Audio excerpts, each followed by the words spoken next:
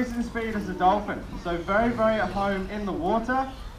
Those short, stumpy legs, well, they're great as well. He can pull them into his sides when he's swimming, maintain a streamlined position.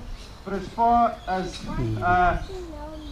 carrying that big, heavy body around on land, not very mobile at all. So that wasn't very enthusiastic, was it, mate? Come on. There you go. Now, obviously, being a reptile, they do rely on a heat source more so than food to actually gain energy, energy in which they would use to move around. And with these fellas in particular, to protect quite a large territory. So a male like Zach here, he would be the only one in a stretch of river, and he would be spending most of the time moving up and down, keeping other males out of it. Now, what he's protecting is usually his females, and obviously a food source.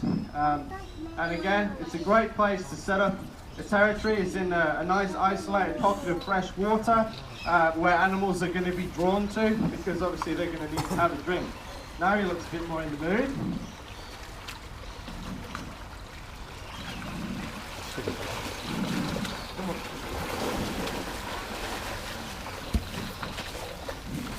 Alright, so if you have a look at his teeth now, he's really close, you'll see just how big they actually are. But they're not very sharp, surprisingly, okay? They're not made for ripping and tearing flesh apart. What they are is a huge, giant vice grip. And with that, that massive jaw pressure they have there, you might have heard a slight pop as his mouth comes together. If they really put some effort behind it, when their jaws come together, it can sound like a shotgun going off. It's pretty impressive.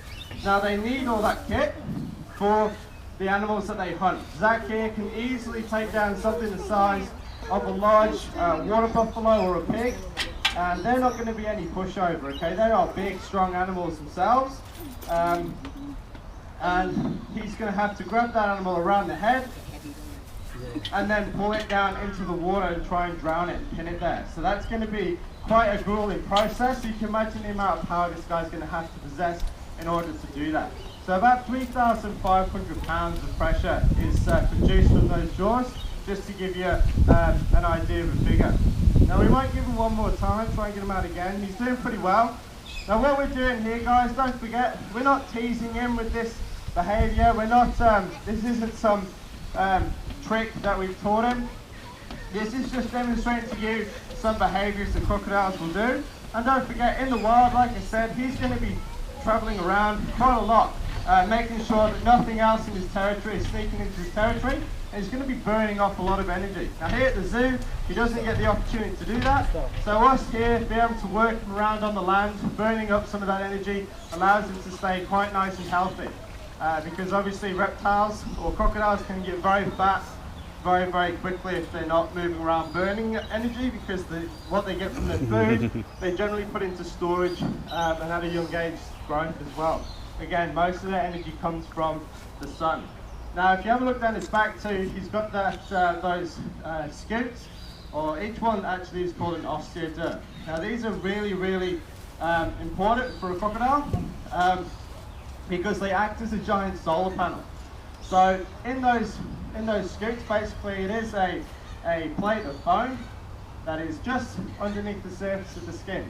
Now in those bones, he's got little blood vessels which you can pump blood into, and they can warm up very, very quickly, and that blood then can be circulated around his body. So you imagine this animal here just laying out in the sun without that built-in solar panel on top. It's going to take him quite a while to absorb the heat he needs to be able to carry on with his day. And that means more time out of the water on the bank. And of course, if he's chilling out on the side of the river like this, animals are not going to come down for a drink, okay? They're really not that stupid at all. Alright, we'll let him have this one, because he looks like he's tiring out. Like I said, he is an old fella.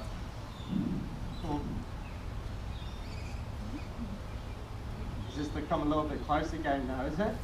There you go. Excellent.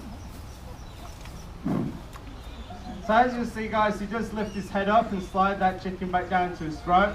Generally, crocs will have to lift their head out of the water. At the back of their throat there, they've got what's called a palatal valve. So it's basically a tongue, but it moves up and down at the back. So that, when he lifts that up, it creates a watertight seal, meaning that he can open his mouth underwater and grab things, which means he can hunt fish and crabs and eels and everything else. But obviously when he wants to swallow, he's going to have to drop that down, lift his head out, and not swallow any water.